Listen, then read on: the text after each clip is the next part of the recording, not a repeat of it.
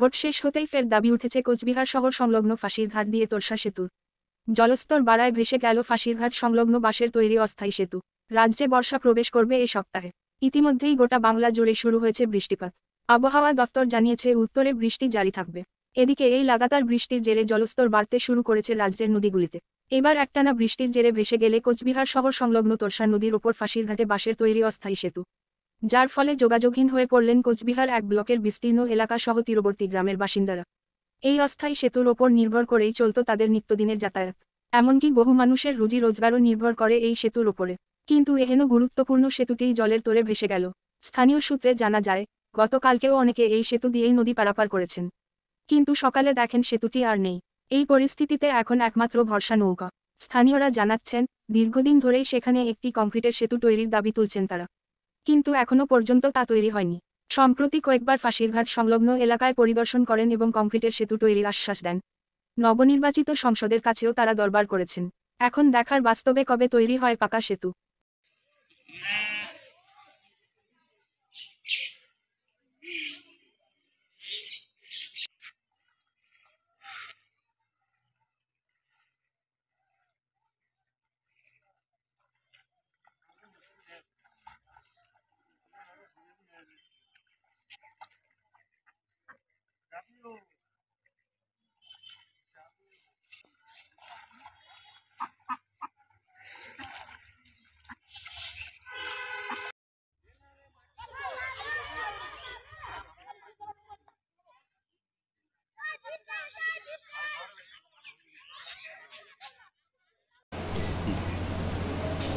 ফাঁসিরঘাটে অস্থায়ী বাঁশের সাঁকো নদীর জলস্ফীতি বাড়ায় সেই সাঁকোটি জলের সাথে ভেসে যায় গত রাত।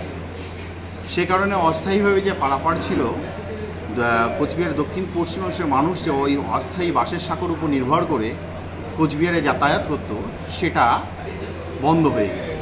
এখন সেই সমস্ত মানুষকে ঘুরপথে অর্থাৎ ঘুঘুমারি হয়ে হরিণচড়া হয়ে অর্থাৎ 17 কিলোমিটার পথ অতিক্রান্ত করে তাদেরকে কোচবিহার শহরে পৌঁছাতে হবে। এখানে দীর্ঘদিনের একটা দাবি, আপামর জনসাধারণের কোচবিহারবাসীর দাবি যে এখানে একটা স্থায়ী সড়ক সেতুর জন্য বিভিন্ন সময়ে বিভিন্নভাবে এই সেতু আন্দোলন কমিটি নেতা মন্ত্রীদের দরবার করেছে। প্রশাসনের কাছে বিভিন্নবার স্মারকলিপি তারা দিয়েছে মুখ্যমন্ত্রীর কাছে পৌঁছানোর জন্য। বিভিন্ন সময় ভোট আসে, ভোটের বৈতরণী পার হয়ে যায়, সব নেতাই এসে এই সেতুর আশ্বাস দেয় যে তারা ভোটে জিতলে ফাঁসিঘাটে একটি স্থায়ী সড়ক সেতু তৈরি করে দেবে। কিন্তু অদ্যাবধি পর্যন্ত ভারত স্বাধীনতা হওয়ার পর থেকে আজ পর্যন্ত সেখানে কোনো স্থায়ী চিন্তাভাবনা কোনো নেতা মন্ত্রীরা নেননি। তো আমাদের দাবি যে এখানে অনতিবিলম্বে একটি স্থায়ী সড়ক সেতু করে দেওয়া হোক। সদ্য নির্বাচনে জয়ী প্রার্থী জগদীশচন্দ্র বসুনিয়া মহাশয় উনি প্রতিশ্রুতি দিয়েছেন যে উনি ভোটে জিতলে এখানে ফাঁসিরঘাটে একটি স্থায়ী সড়ক সেতু করে দেবেন। আমরা আশাবাদী এখানকার কোচবিহারবাসী যে উনি ওনার প্রতিশ্রুতি রক্ষা করবেন এবং কোচবিহার শহরের এবং কোচবিহার আপামর জনগণের জন্য উপহারস্বরূপ, উন্নয়নের উপহারস্বরূপ এখানে একটা স্থায়ী সড়ক সেতু করে দেবেন। ধন্যবাদ। আমি অ্যাডভোকেট মনিরুজ্জামান ব্যাপারী, ফাঁসিরঘাট সেতু আন্দোলন কমিটির সম্পাদক। প্রচণ্ডই অসুবিধা আছে, অনেকটা ঘুরে আসতে হয়, গাড়ির ঘোরার ওরকম বাজে অবস্থা, ভিড়ভাট্টা, রেলগেটের ভিড় হয়। যাই হোক, এটা তাড়াতাড়ি ঠিক হওয়া যায়, জানি না হয়তো মানে ঠিক হবে কিনা এর মধ্যে। নৌকা কতদিনে শুরু হয়, তারপরে টাইমটা অনেকটা লাগে না ঘুরে আসতে, প্রতিদিন অফিসে আসতে হয়, গোলবাগান অফিস। তো হলে তো শুনে আসছে অনেক বছর হলো, কেউ হচ্ছে না, হলে তো সবার জন্যই ভালো, শুধু আমার জন্য কি, সবার জন্যই ভালো। সৈকত পাল। অনেক লোকের অসুবিধা, ওখানে কাজ করতে আসে, মানুষের বাড়িতে কাজ করতে আসে, লেবার আসে, ওই পাশ থেকে আসতে সবার অসুবিধাই হচ্ছে প্রচুর। গাড়ি নিয়ে আসতে পারে না, 14-15 কিলোমিটার ঘুরে আসতে হয় ওই পাশ দিয়ে। এটা হলে 10 মিনিটে চলে আসতে পারে। প্রচণ্ড অসুবিধা লোকের। মানে এটা সবারই আশা, সবার মনে সবাই এটাই চিন্তা করে যে একটা সেতু হোক।